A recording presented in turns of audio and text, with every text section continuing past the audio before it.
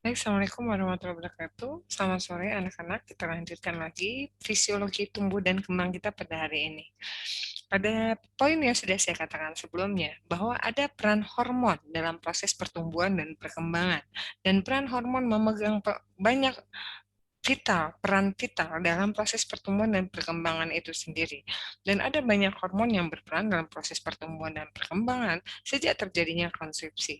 Mungkin kita sering dengar bahwa hormon growth hormon atau hormon pertumbuhan itu hormon yang memegang peranan paling utama pada saat pertumbuhan dan perkembangan. Ini terjadi pada saat si anak sudah lahir. Pada anak belum lahir atau bayi yang masih dalam janin, dalam kandungan, dikatakan growth hormone tidak berperan cukup vital dalam proses pertumbuhan, bahkan ada peran insulin dan peran tiroid pada janin yang sedang dalam kandungan dalam proses pertumbuhan dan perkembangannya. Dan juga ditambah lagi, pada saat bayi masih di dalam kandungan, ada hormon-hormon yang dihasilkan oleh plasenta yang berperan penting dalam proses pertumbuhan dan perkembangan. Ini beberapa hormon yang berpengaruh pada pertumbuhan. Di sini mungkin saya tidak akan banyak membahas mengenai hormon-hormon yang ada pada saat bayi sedang dalam kandungan, karena itu akan kita bahas di blok reproduksi, dan kalian mungkin akan bertemu dengan materi yang akan membahas mengenai bagaimana proses hormonal dari plasenta membantu anak untuk tumbuh dan kembang selama dalam kandungan. Tapi dikatakan bahwa growth hormone merupakan stimulus utama yang di, yang diperlukan untuk proses pertumbuhan setelah lahir. Dikatakan bahwa growth hormone akan memicu sel prekursor untuk berdiferensiasi dan mensekresikan insulin-like growth factor 1 atau IGF-1, di mana dikatakan bahwa IGF-1 yang dihasilkan oleh Pak liver ini ini akan membantu sel untuk tumbuh karena dia membantu sel untuk membelah divisi. Dikatakan juga bahwa growth hormone juga menjadi prekursor utama untuk disekresikannya IGF-1 oleh hati, dan growth hormone membantu dalam proses terstimulasinya atau terinduksinya sintesis protein di seluruh sel dalam tubuh, sehingga dengan adanya pembentukan protein, sintesis protein baru yang mungkin dibutuhkan pada akhirnya untuk pembelahan sel. Insulin itu menstimulasi pertumbuhan fetal, artinya pertumbuhan dalam kandungan, dalam rahim. Juga dikatakan secara tidak langsung, insulin membantu proses pertumbuhan melalui stimulasi sekresi IGF-1. Insulin juga ikut berperan dalam proses sintesis protein. Kalau hormon tiroid, dia permisif. Permisif itu artinya dia akan semakin menguatkan sekresi hormon yang berperan dengan proses pertumbuhan. Dikatakan bahwa tiroid hormon memiliki efek permisif terhadap sekresi dan aksi dari hormon pertumbuhan atau growth hormone, dan efek permisif terhadap perkembangan dari pertumbuhan dan perkembangan dari sistem saraf pusat. Sehingga bisa kita bayangkan bahwa tiroid hormon ini berperan penting dalam pengaturan sistem saraf pusat, pembangunan sistem saraf pusat, dan kekurangan ini pasti akan membantu fungsi karena perkembangan sistem saraf pusatnya tidak terjadi dengan cukup baik. Sedangkan testosteron menstimulasi pertumbuhan pada saat pubertas karena memang testosteron dikatakan disekresikan secara dominan setelah anak mencapai usia akhir balik, dan sebagian besar menstimulasi juga memiliki efek stimulasi dari hormon pertumbuhan, sehingga dia juga mempengaruhi proses pertumbuhan, tapi di sisi lain dia mempercepat proses penutupan tulang panjang, sehingga pada awal pas masuk pubertas biasanya anaknya cepat tingginya, cepat. Tapi di sisi lain dia akan mempercepat juga proses penutupan tulang panjang, epifisis. Di sini dikatakan juga pada bahwa testosteron memiliki efek sintesis protein pada pria. Jadi kita temukan bahwa ada kesamaan dari hormon-hormon yang berpengaruh pada pertumbuhan, yaitu pada proses sintesis protein. Estrogen memiliki efek untuk menstimulasi sekresi growth hormon pada saat pubertas pada wanita. Walaupun di sisi lain juga sama, estrogen meningkatkan percepatan penutupan epifisis. Tapi walaupun di saat diawali, biasanya awalnya itu proses pertumbuhannya akan cepat dulu. Dan biasanya karena perempuan itu akil baliknya lebih cepat, biasanya perempuan lebih cepat tingginya dibanding anak laki, tapi di sisi lain perempuan juga lebih cepat berhentinya dibanding anak laki. Sedangkan kalau kortisol memiliki efek yang agak merugikan karena dia menghambat pertumbuhan. Kenapa? Karena dia menstimulasi terjadinya katabolisme protein. Jadi dia bertentangan sama yang lain. Dan kortisol ini ditemukan pada hormon-hormon steroid. Dan kortisol juga bisa kita temukan pada pada obat-obatan atau asupan-asupan herbal yang kadang-kadang tanpa kita sadari ada derivat seperti steroid. Dan kalau diberikan pada fase anak, ini malah akan menghambat pertumbuhan, memicu katabolisme protein, dan pada akhirnya akan merugikan tumbuh kembang dari anak itu sendiri. Jadi kita sangat harus berhati-hati dengan pemberian steroid pada anak. Pengaturan hormon untuk pertumbuhan dan perkembangan, memang yang paling utama itu ada hormon pertumbuhan, karena itulah yang akan membantu divisi sel atau pembelahan sel. Tapi di sisi lain harus kalian tahu, untuk optimalnya sekresi hormon pertumbuhan itu dibutuhkan hormon-hormon lain, dibutuhkan insulin karena dia akan membantu sintesis energi, dibutuhkan zat-zat lain, hormon-hormon lain seperti paratiroid hormon, 3D, vitamin D3, 125 dihidroksikolekalsiferol, kalsitonin yang akan membantu mengelola bahan-bahan inorganiknya, mineralnya, trace elemennya, dan sehingga pada akhirnya ini semua akan meningkatkan metabolisme, sintesis protein yang membutuhkan growth hormone, tiroid, dan seks hormon untuk penyempurnaan metabolisme itu sendiri. Sehingga pada akhirnya setelah sintesis protein yang terbentuk, diharapkan akan terjadi peningkatan massa jaringan lunak, dan peningkatan massa tulang. Dan disinilah pertumbuhan akan terjadi yang sesungguhnya. Di sini growth hormone itu memiliki banyak multifaktorial yang bisa menstimulasi growth hormone. Seperti yang saya katakan tadi, ada efek permisif dari hormon tiroid. Ada efek yang saling sinergis dengan hormon-hormon yang lain sehingga pada akhirnya growth hormone akan dikeluarkan seperti oleh testosteron, oleh estrogen, oleh insulin. Di sini dikatakan bahwa ada faktor lain juga yang secara sendirian bisa memicu peningkatan sekresi growth hormone itu adalah pola hidup. Misal apa? Stress center, artinya bagaimana kita mengelola stres. Stres itu akan menjadi pemicu sendiri yang kadang-kadang menjadi feedback positif yang menyebabkan growth hormone disekresikan. Lalu pusat tidur. Tidur yang baik akan merangsang proses pembentuk sekresi atau pengaturan poros hipotalamus hipofisis yang mengeluarkan somatotropik releasing hormonnya untuk lebih optimal sehingga padanya growth hormone juga akan lebih banyak dikeluarkan.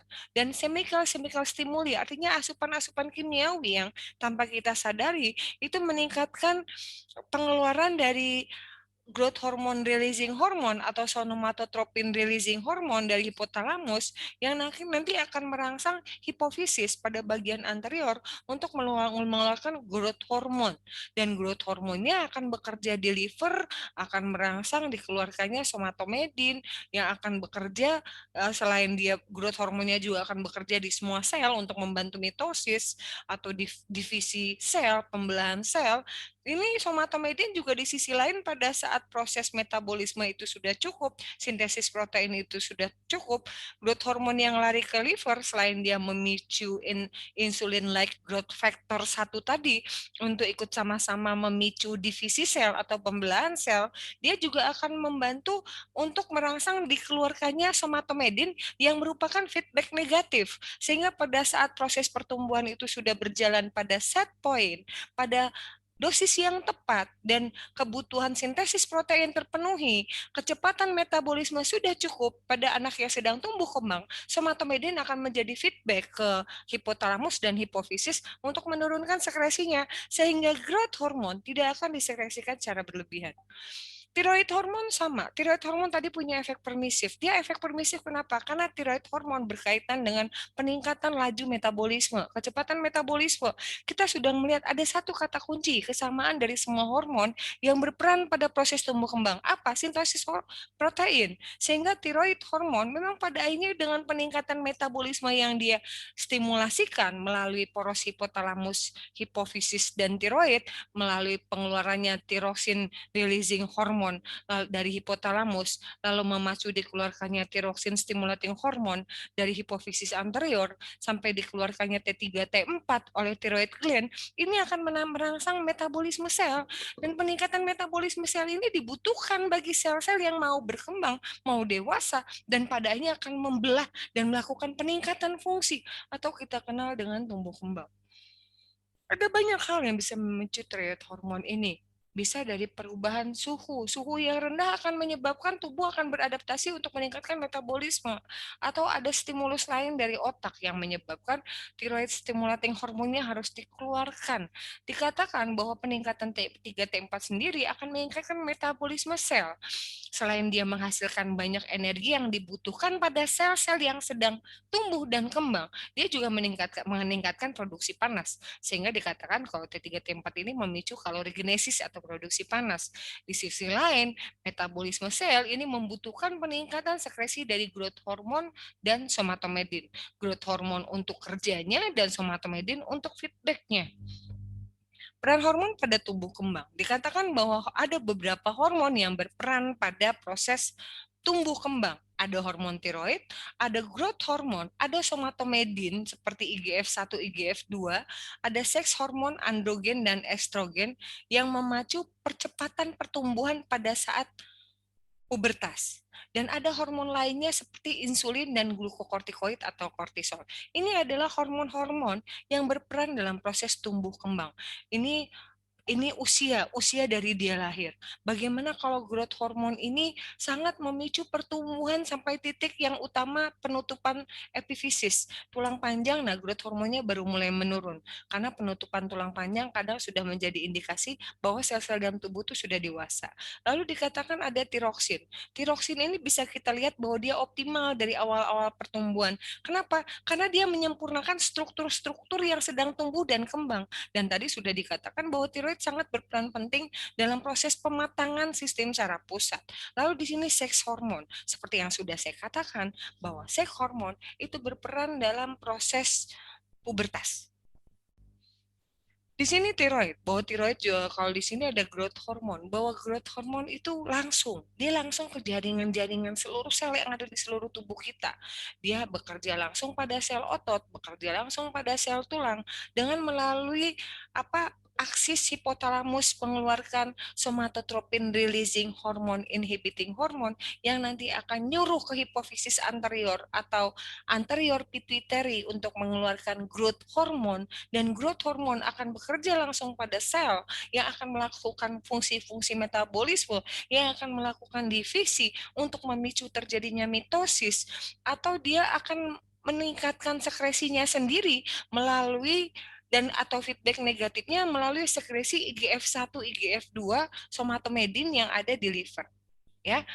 Lalu di sini kalau tiroid itu memiliki poros hipofisis, hipotalamus, kelenjar tiroid melalui pengeluaran tirotropin releasing hormone oleh hipotalamus dan dikeluarkannya tiroksin stimulating hormone pada hipofisis anterior, dan tiroid yang mengeluarkan T3 T4.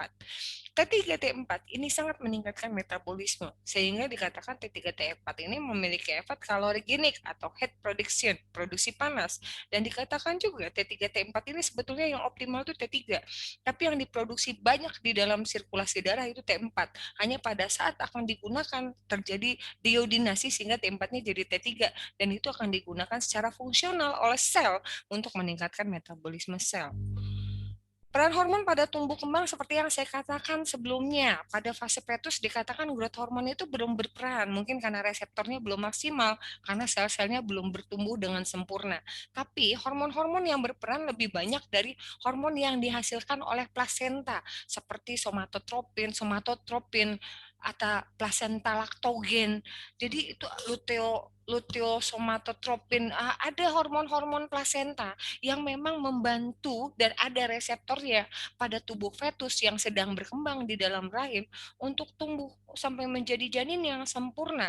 Tapi begitu dia sudah lahir, dikatakan mungkin reseptor growth hormonnya sudah cukup optimal, dikatakan bahwa growth hormone akan berfungsi sangat optimal sejak bayi lahir. sejak bayi lahir, sehingga dikatakan dalam 2 tahun pertama terjadi percepatan pertumbuhan karena growth hormonnya optimal kerjanya, sudah terjadi pengikatan yang sempurna, yang fungsinya sempurna antara growth hormon sama sel. Di sini dikatakan bahwa hormon tiroid itu sudah, ini kelihatannya sudah pernah kalian bahas pada waktu belajar endokrin, bahwa hormon tiroid dihasilkan oleh kelenjar tiroid. Ada triiodothyronin dengan tiroksin dengan proses deodinasi tiroglobulin. Jadi MIT dan DIT, dan akhirnya MIT dan DIT menjadi T3 dan DIT dan DIT menjadi T4. Ini saya rasa kalian sudah belajar.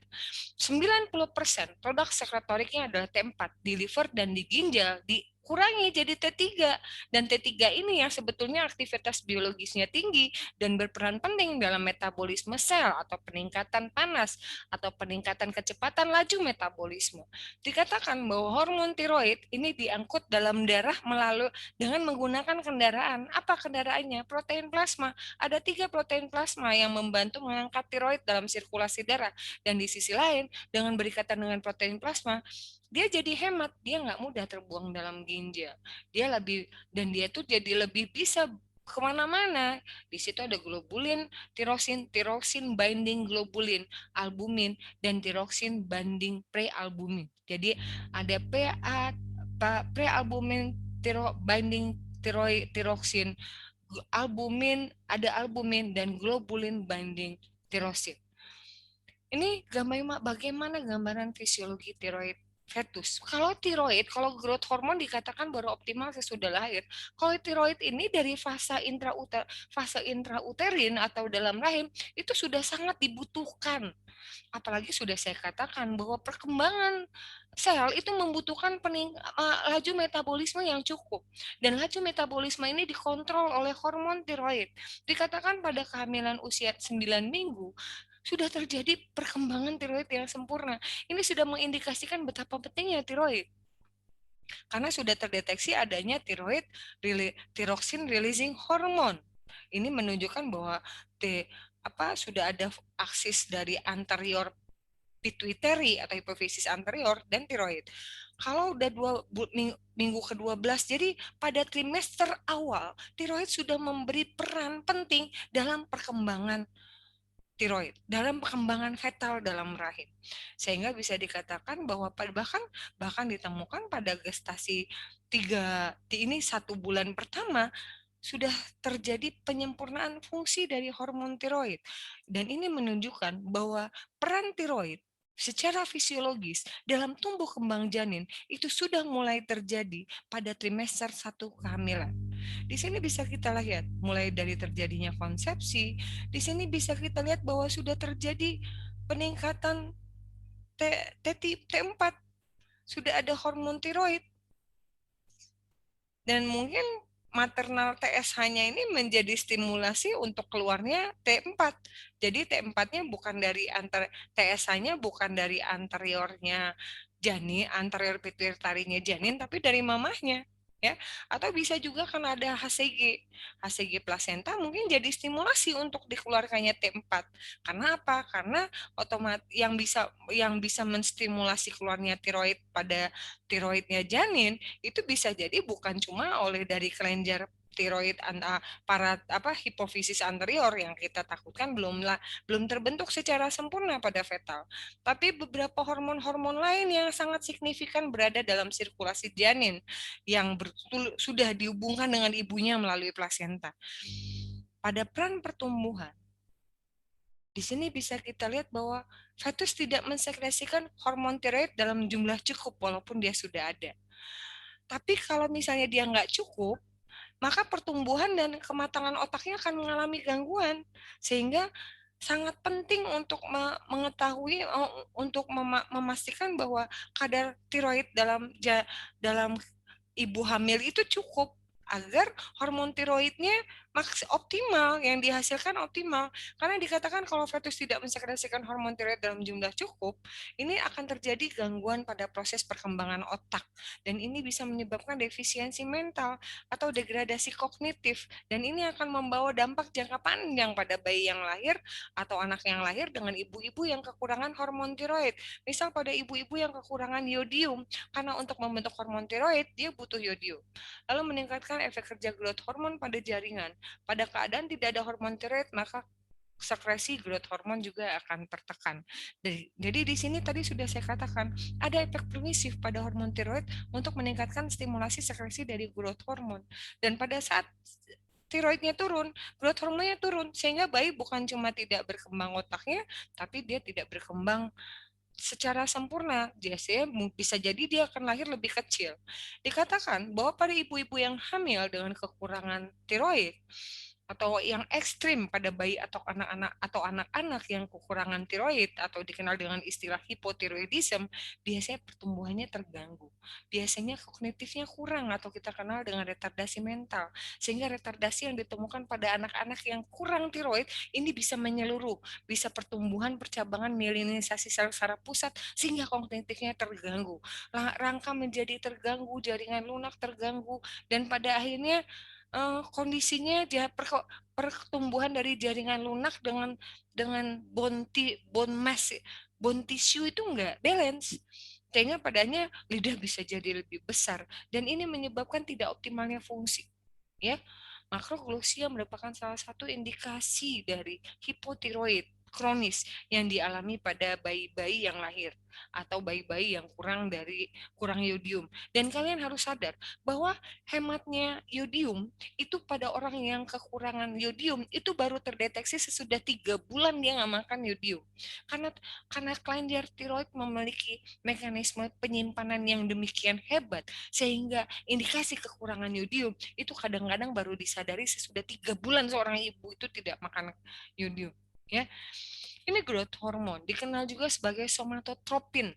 Jadi hormon somatotropin 191 asam amino disintesis oleh hipofisis anterior.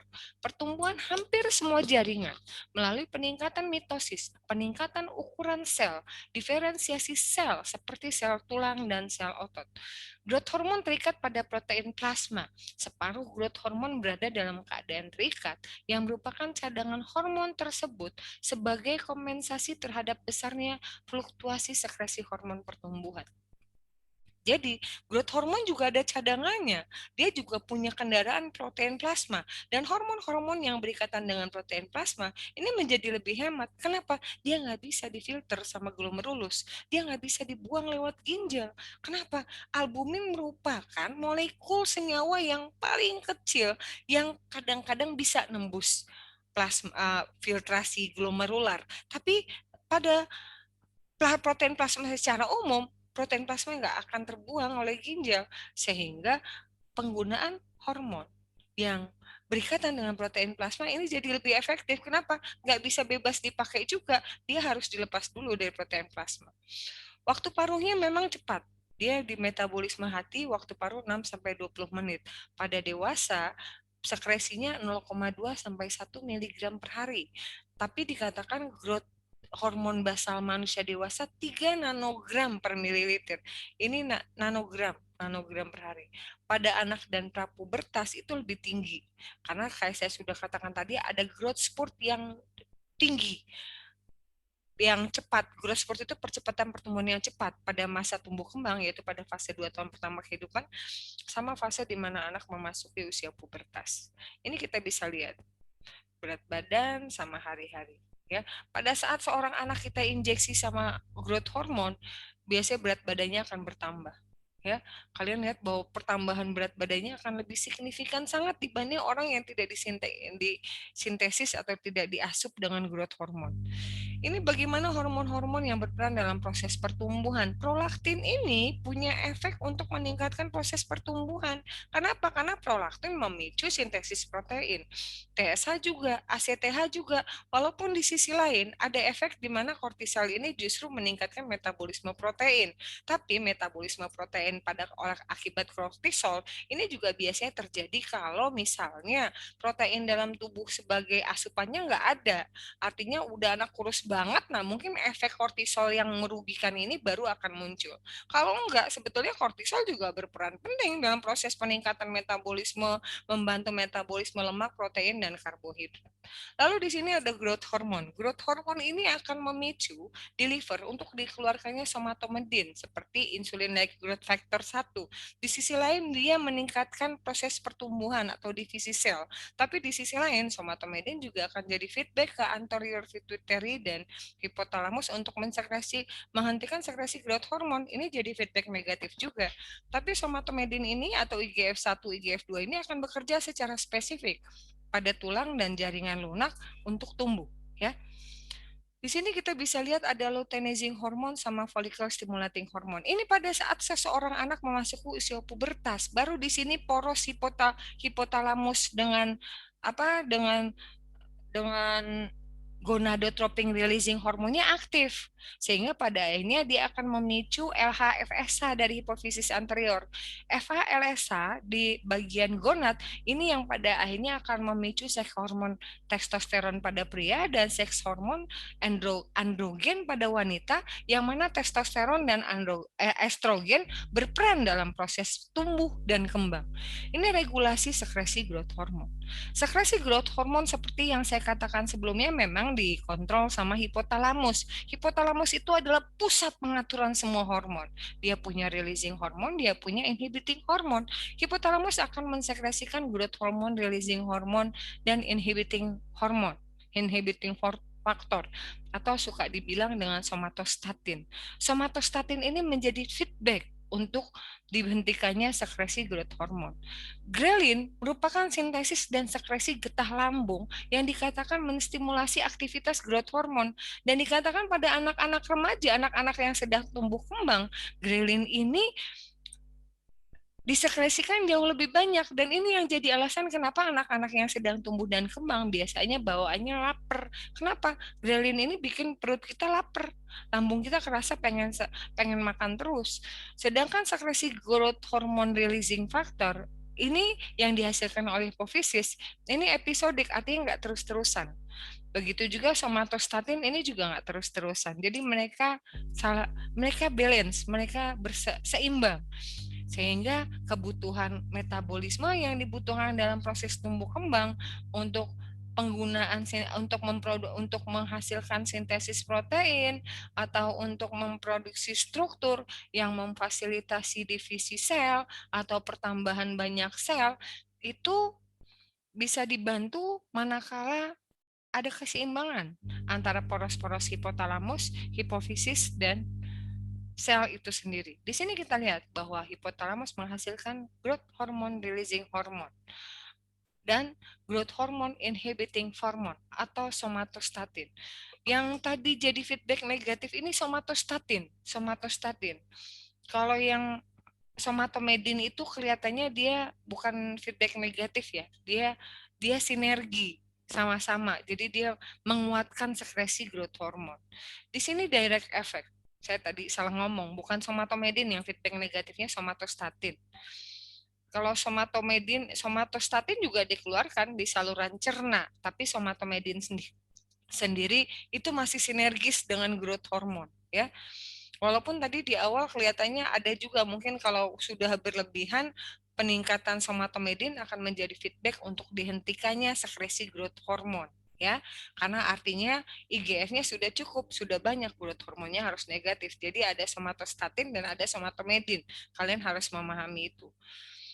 Di sini kita bisa lihat bahwa growth hormone, sekarang di sini kita bisa lihat bahwa somatomedin atau insulin-like growth factor ini juga jadi feedback negatif untuk menghambat sekresi dari GHRH dan menghambat sintesis dari growth hormone, ya. Somatostatin juga jadi penghambat, somatomedin, somatostatin, dan di sini ada anti insulin action. Somatomedin dia sifatnya feedback negatif juga ternyata, ya. Di sini kita bisa lihat bahwa kalau yang insulin like growth factor, tadi sudah saya bilang bahwa insulin like growth factor itu berperan penting dalam dalam apa? Dalam memicu pertumbuhan dan perkembangan otot rangka dan otot apa? Jaringan lunak, ya. Karena apa? Karena sama-sama meningkatkan sintesis protein. Sintesis protein akan ada yang membentuk formasi kartilago dan pertumbuhan tulang, sedangkan di jaringan lunak sintesis protein akan memicu pertumbuhan sel dan proliferasinya.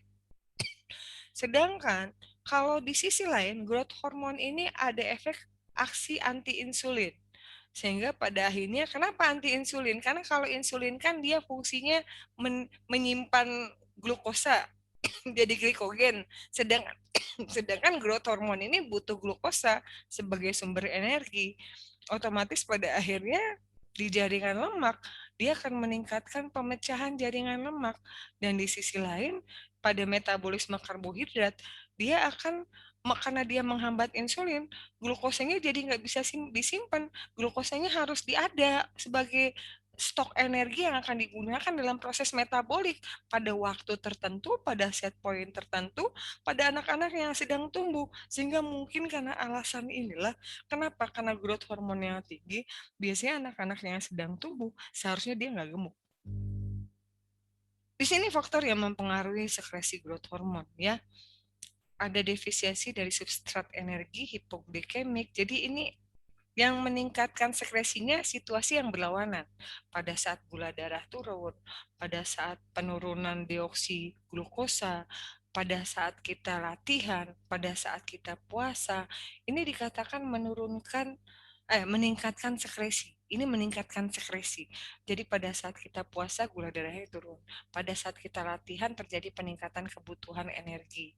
Lalu ada penurunan enzim 2-deoksiglukosa sehingga glukosanya dibutuhkan lebih banyak. Ada hipoglikemi, dia butuh insulin glukosa lebih banyak.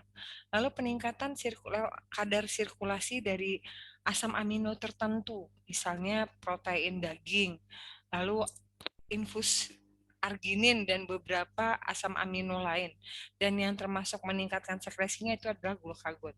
Jadi glukagon itu berlawanan kerjanya sama insulin. Kalau glukagon itu meningkatkan pemecahan glikogen, kalau insulin itu meningkatkan penyimpanan glukosa menjadi glikogen. Ini yang masih meningkatkan sekresinya kondisi stres. Kondisi stres itu misal badan kita panas, pirogen ini memicu terjadinya panas, zat pirogen. Ada asam amino tertentu lisin atau vasopresin. Lalu beberapa stres fisiologis dikatakan meningkatkan sekresi growth hormone. Lalu bagaimana kita tidur? Kalau kita mau tidur, tidur itu meningkatkan sekresinya. L-dopa dan OC adrenergic agonis menetrasi otak. Apomorfin, dopamin, reseptor agonis, estrogen, dan androgen. Ini merupakan hormon-hormon atau zat-zat substansi kimia yang ada dalam tubuh yang meningkatkan sekresi dari growth hormone. Sedangkan yang menurunkan sekresinya, misalnya ada yang pertama itu kalau kita tidurnya nggak nyaman, kalau kita tidurnya nggak nyaman. Lalu ada glukosa, lalu ada kortisol. Kortisol berlawanan ya. Kortisol jadi malah kalau kortisolnya kebanyakan, sekresi growth hormone juga malah terganggu. Dan ini yang menyebabkan kenapa kita harus berhati-hati memberikan hormon steroid pada anak. Medroxyprogesterone, jadi hormon-hormon seks juga kita harus hati-hati, termasuk hormon pertumbuhan yang diambil dari luar. Itu lama-lama bisa merusak reseptor hormon pertumbuhan normal kamu. Ini kita bisa lihat bagaimana growth hormone itu meningkat pada saat aktivitas fisik yang tinggi dan pada saat kita tidur tengah malam jam 12. Ini kita lihat irama sirkadiannya, dan dikatakan bahwa untuk aktivitas olahraga memang jangan mendekat tengah malam, tapi kita sebaiknya pada saat terang. Pada saat terang, di situ dikatakan bahwa tubuh itu sudah siap dengan segala macam peningkatan aktivitas metabolik, sehingga pada akhirnya yang bisa kita lihat di sini bahwa dengan aktivitas yang sangat kuat, yang sangat maksimal, itu growth hormone di siang hari juga akan bisa optimal.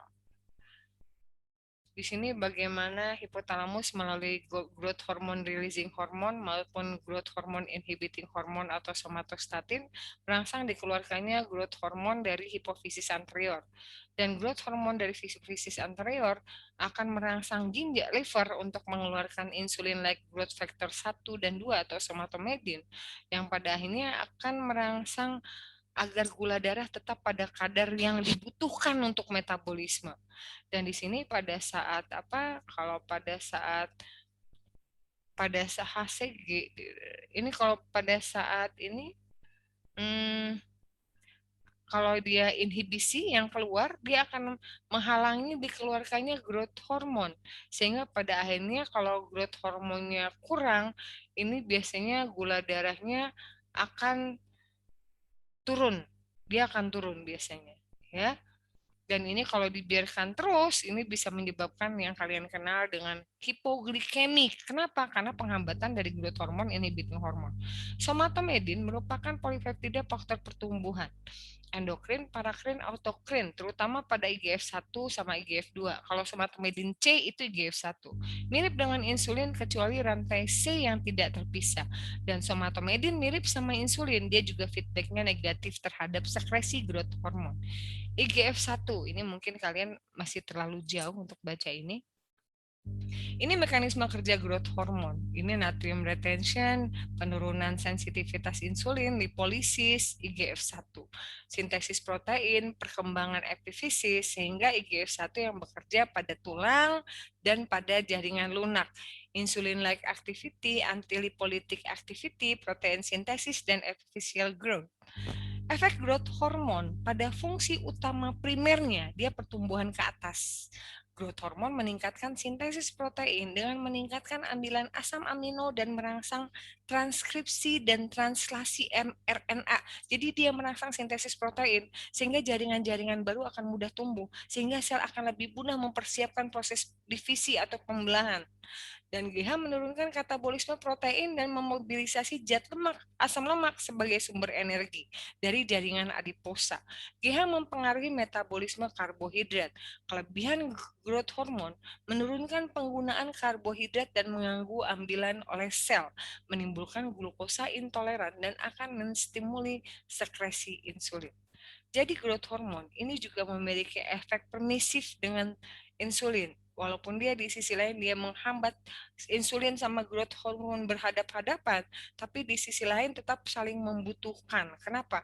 Karena mereka memerantarai metabolisme karbohidrat yang kita kenal produknya dengan glukosa. Ini efek pertumbuhan. Growth hormone menyebabkan tulang tumbuh melebar memanjang. Growth hormone melalui IGF-1 menstimulasi proliferasi kartilago epifisis.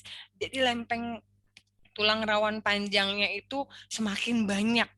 Tapi di sisi lain kalau dia sudah cepat bajak, cepat tutup lah. Jadi pada akhirnya kalau dia tumbuh terlalu cepat, biasanya dia nutupnya juga terlalu cepat. Aktivitas osteoblast tulang tumbuh melebar. Growth hormone dapat menstimulasi pertumbuhan linear tulang selama masih ada lempeng epifisis yang belum tertutup. Growth hormone melalui IGF-1 menstimulasi proliferasi kartilago epifisis, ruang pembentukan tulang dan aktivitas osteoblast. Jadi IGF-1 ini memang sangat banyak berperan bekerja sama atau dengan difasilitasi sekresinya oleh growth hormone pada jaringan lunak, soft tissue dan pada jaringan tulang. Growth hormone secara langsung juga dapat menstimulasi pertumbuhan linear tulang, pertumbuhan panjang selama masih belum ada lempeng epifisis yang tertutup. Ini kita bisa lihat, ini pada jumlah yang tepat, dia akan tumbuh secara normal. Tapi pada saat growth hormonnya kurang, dia akan pendek, dia akan cebol, dwarf. Dan dia kalau dia berlebihan, dia akan gigantisme atau lebar. Ya, karena ini akan meningkatkan sekresinya dan dia akan bekerja langsung pada jaringan-jaringan yang ada di perifer, khususnya pada jaringan otot dan pada jaringan tulang. Kita bisa bayangkan. Di sini hormon seks, di mana pertumbuhan dibantu oleh hormon seks, khususnya pada saat anak sudah memasuki usia pubertas. Ada efek anabolik androgen, ada anabolik, ada katabolik. Anabolik itu pembentukan. Pada pria wanita, saat pubertas terjadi peningkatan sekresi androgen adrenal. Pemberian estrogen dan androgen meningkatkan respon hormon pertumbuhan terhadap rangsangan insulin. Ya, Androgen dan estrogen pada fase awal pubertas merangsang pertumbuhan, pada akhir pubertas menghentikan pertumbuhan. Kenapa? Karena baik androgen testosteron maupun estrogen ini akan memicu juga percepatan penutupan lempeng epifisis, kartulagi epifisis. Jadi ini cepat dia, karena dia cepat tumbuhnya, lama-lama dia cepat nutupnya. Karena dia cepat nutupnya, ya berhentilah dia memanjang. Ya, ini androgen, ini estrogen memiliki mekanisme kerja yang hampir sama. Walaupun kita bisa lihat bahwa pada androgen ini lebih kompleks karena ada keterkaitan dengan IGF-1, TGF-B dan IL-6, juga para tiroid hormon, termasuk kalsium, pengaturan metabolisme kalsium dan fosfor. Di sini kita bisa lihat bahwa ada peningkatan peningkatan massa tulang, ya. Kalau di sini yang pernah saya ajarin pada mahasiswa ada di buku Rod Esley bahwa memang pada usia 30 nih 30 nih 30 ini merupakan titik puncak pembentukan massa tulang. Nanti kalau sudah 30 baru setiap 10 tahun itu ada penurunan decreasing, ada yang membilang bahkan sampai 10%. Jadi decreasing sudah setiap 10 tahun ada penurunan decreasing 10%. Ini insulin. Insulin pada pertumbuhan adekuat terjadi apabila diberikan karbohidrat dan protein sejumlah besar bersama insulin. Jadi walaupun growth hormone itu menghalangi insulin, tapi insulin itu sebetulnya dibutuhkan. Kenapa? Karena insulin itu membantu dalam proses pengelolaan energi. Dan insulin akan membantu menyediakan energi yang dibutuhkan untuk metabolisme pertumbuhan. Insulin meningkatkan transport asam amino untuk masuk ke dalam sel. Ini efek insulin pada tulang. Dia membantu proses pemadatan tulang. Kenapa? Dia membantu sintesis protein. Dia membantu untuk penyimpanan asam-asam amino dalam jaringan-jaringan yang ada di dalam tubuh. Glukokortikoid ini kortisol. Dia penghambat kuat pertumbuhan sehingga pemberian steroid tidak disarankan, walaupun pada dosis farmakologis anak-anak bahkan dikatakan pada dosis farmakologis pun akan memperlambat atau menghentikan pertumbuhan. Sehingga ada dilematis pada saat kita menghadapi anak-anak yang mengalami kondisi autoimun, di mana di sisi lain imunnya harus kita tekan dengan steroid, tapi di sisi lain itu akan menekan proses pertumbuhannya karena steroid akan menjadi penghambat sekresi dari growth hormone. Ya, di sisi lain steroid juga menghambat proses penyerapan atau proses kalsifikasi tulang, karena yang meningkat itu adalah osteoklas sehingga padanya tulangnya menjadi lebih rapuh. Pada akhirnya juga karena ada gangguan-gangguan metabolik kalsium, pada akhirnya membentuk kelemahan pada otot. Kenapa? Karena kalsium berperan dalam proses kerja otot dalam pengantaran impuls saraf. Ya, yang terakhir kita bicara tentang fisiologi pubertas. Fisiologi pubertas itu merupakan pematangan seksual usia di mana satu organisme dapat bereproduksi. Proses pematangan seksual disebut pubertas yang ditandai dengan matangnya organ reproduksi, memiliki kemampuan menghasilkan sel gamet itu matang, timbulnya karakteristik seks sekunder, perubahan fisik di mana anak menjadi tumbuh dewasa, dan perubahan psikologis. Tanda kelamin sekunder, ada pria dan ada wanita. Mungkin kita bisa lihat bahwa pria sebetulnya memang lebih banyak. Kalau perempuan ini gampang aja, payudara, montveneris, sama apa pinggang, panggul. Kalau yang pria bulu jenggot, kumis, jakun, bahu, pertumbuhan distribusi rambut, di kemaluan, testis, penis, dan komposisi otot. Kalau perempuan itu lebih banyak massa lemak dibanding massa otot. Kalau pria massa ototnya dia lebih banyak. Di sini bisa kita lihat bagaimana hormon-hormon pada seks sekunder, pada pubertas itu dihasilkan oleh ovarium pada wanita dan testis pada pria. Ini membantu dalam proses pemadatan tulang, lalu dalam proses sekresi insulin. Dia berinteraksi. Dalam proses percepatan pertumbuhan yang berperan bukan cuma growth hormone.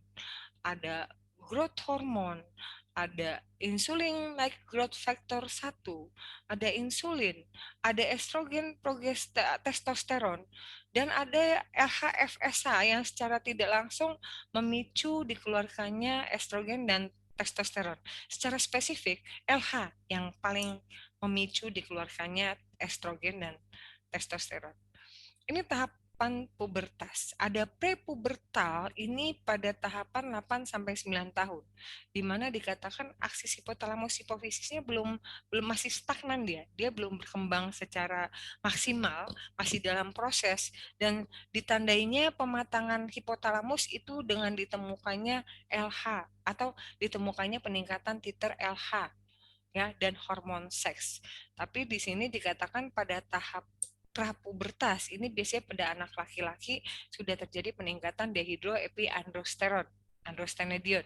Lalu di sini pada saat prapubertas, 3 tahun sebelum onset pubertas, dalam serum terhadap luteinizing hormon saat tidur, disekresi secara pulsatil. Jadi pada saat 3 tahun sebelum pubertas, sebelum onset pubertas, itu katanya LH itu dikeluarin, tapi dia nggak banyak dan dia cuma berbarengan malam hari pada saat GH dikeluarkan, GnRH di hipotalamus dikeluarkan, gonadotropin releasing hormone. Jadi hipotalamus itu tanda matangnya GnRH-nya dia ada dalam darah. GnRH itu yang nanti akan merangsang LH. Tapi mungkin ini keluar 3 tahun prapubertas untuk mematangkan seks sekundernya. Jadi ada pertumbuhan walaupun tidak cepat, pertumbuhan dari organ-organ seks sekunder. Pubertas awal, interaksi antara hipotalamus hipofisis gonad yang sudah aktif, di mana pertengahan pubertas, sekresi LH menjadi lebih nyata pada siang hari, terjadi pada interval 90 sampai 120 menit.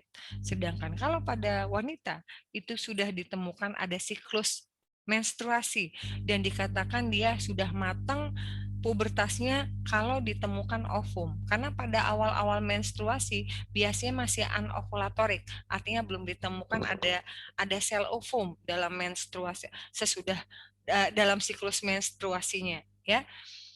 Peningkatan aktivitas korteks suprarenal atau kelenjar adrenal meningkatkan sekresi androgen adrenal dehidroepiandrosteron.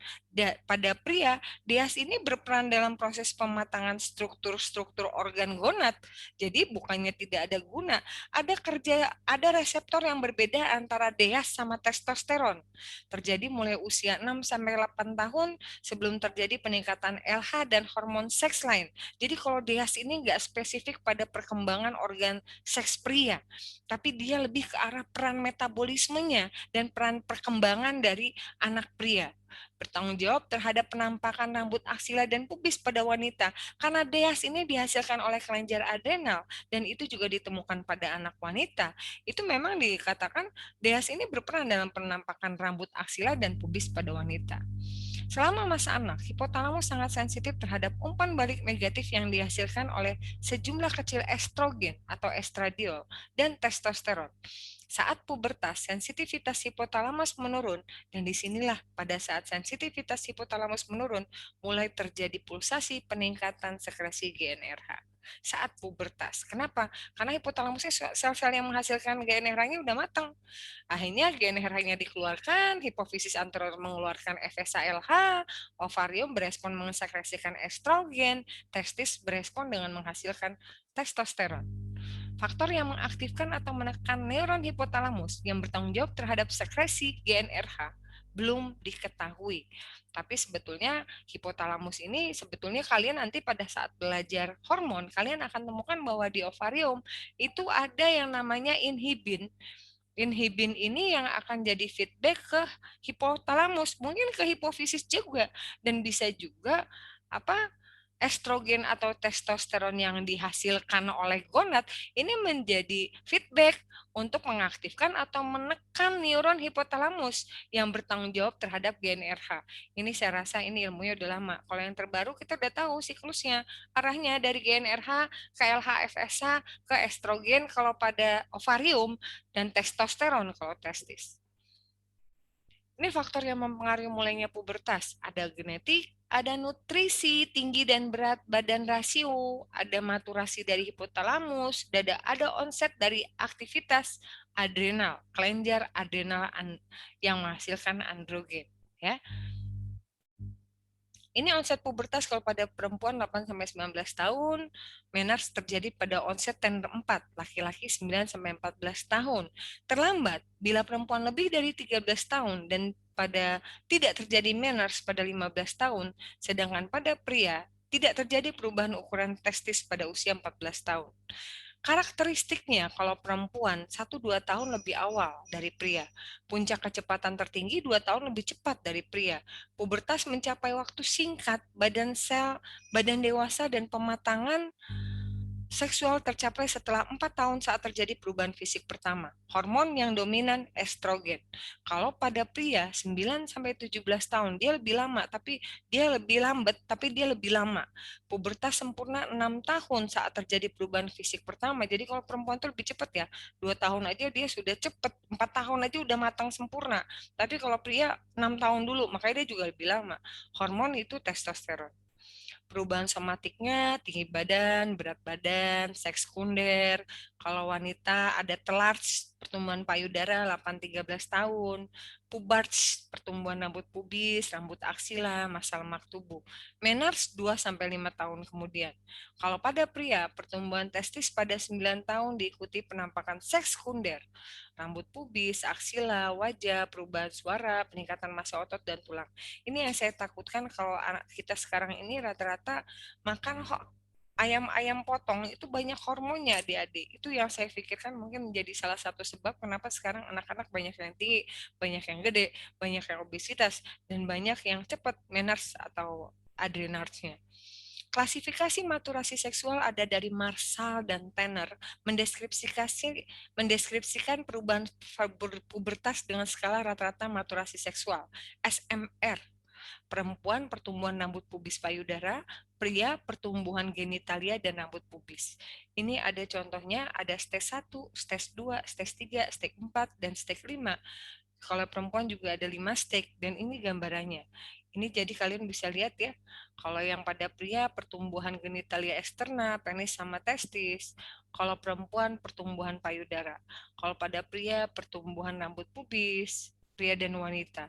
Ini SMR perempuan ya.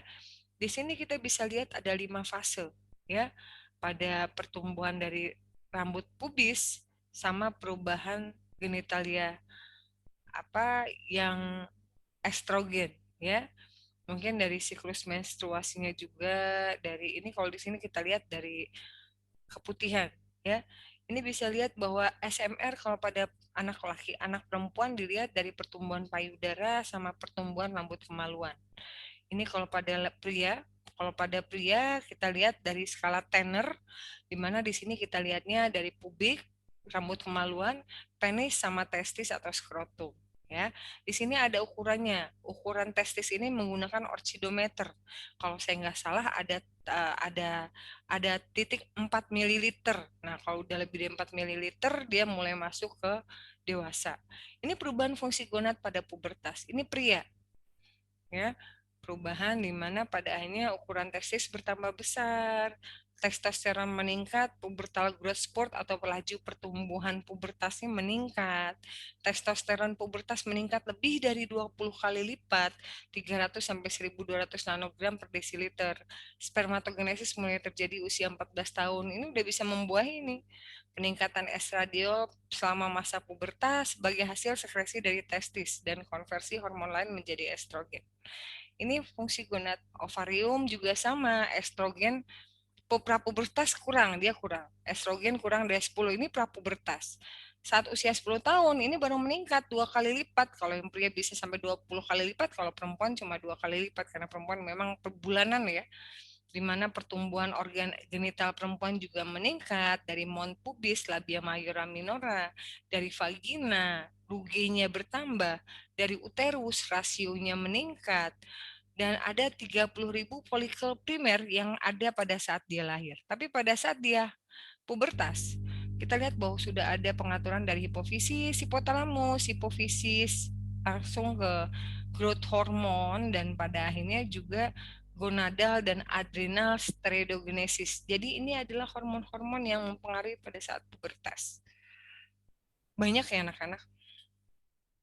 Jadi inilah pentingnya hormon pada saat proses tumbuh kembang. Regulasi hormon pada saat pubertas, di mana kalau kita bicara pubertas ini sering dikaitkan dengan seks hormon, di mana seks hormon disekresikan diawali dengan adanya sekresi dari gonadotropin releasing hormon dari hipotalamus, ya. Dan dari gonadotropin releasing hormone dia akan merangsang dikeluarkannya FSHLH dari anterior pituitary, dan dari FSHLH ini akan lari ke hormon seks di gonad, yaitu ovarium kalau wanita dan testis kalau pada pria. Sini growth hormone, pertumbuhan suhu grelin seperti yang ini mengulang dari yang tadi IGF-1. Baik, demikian kuliah saya pada hari ini. Lebih dan kurang saya minta maaf. Mohon maaf bila tidak ada hal yang mau kalian tanyakan. Saya persilakan untuk memasukkan pertanyaan di kolom chat dan akan saya jawab. Lebih dan kurang saya ucapkan terima kasih atas perhatiannya. Wabillahi taufiq wal hidayah. Wassalamualaikum warahmatullahi wabarakatuh. Selamat belajar. Happy learning. Assalamualaikum. Tabi pun.